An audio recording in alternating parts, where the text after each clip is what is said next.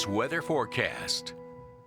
Hey there, good morning to you. Before you get up and out the door, we've got to tell you we've got dense fog advisories in place for some parts of the coastal bend. You see them behind me here in gray. Inland Nueces, inland Clayburgh, and all of Jim Wells counties under this dense fog advisory that goes until 8 o'clock this morning. It means in those areas we expect those visibilities to drop to 1/4 of a mile or less. So please be careful as you head out. We'll show you how visibility is looking across the coastal bend now. By the numbers, yeah, it's a little rough for our inland communities. We're at 3/10 of a mile in Beeville and Robstown, 1.7 miles in Kingsville. We're back up to 7 in Falfurrias, so that's an improvement. Well, we've dropped below 1 mile in Hebronville this morning, so please be careful as you head inland.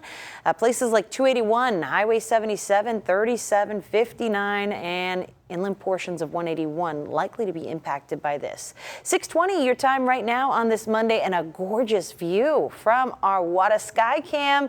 It's looking like a fantastic commute here along the Harbor Bridge. But yeah, the benefit of rolling those clocks back an hour means we get to enjoy our sunrises a little earlier here, but the sunsets do come earlier as well. So here's a look at how that has changed. When fall began, we were looking at sunsets around 7:30. Then this past weekend, we cut things back by an hour. So sunsets happening before 6 p.m. And that trend continues all the way through the rest of this year. As winter begins, the winter solstice on December 21st, our sunrise will be at 7:16 a.m. and sunset will be at 5:39 p.m. This day is important because that's when we start gaining daylight hours. So yeah, it's going to be a while until we start seeing those later sunsets again. But this morning we're starting things off on a beautiful note. 60s for most of us, just 70s for the Barrier Island communities, thanks to the waters keeping things a bit warmer out there. But you won't need a sweater today, I could tell you that. As we head into this afternoon, we will warm up very quickly. The dog walking forecast looks better for the morning hours than the afternoon, so get that walk in early.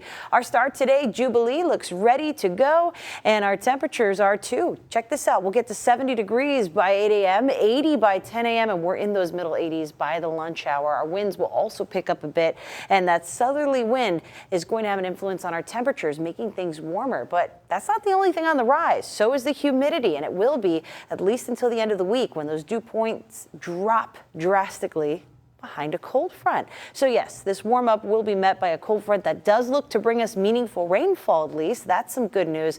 Those rain opportunities pick up Thursday night and they will last through the weekend.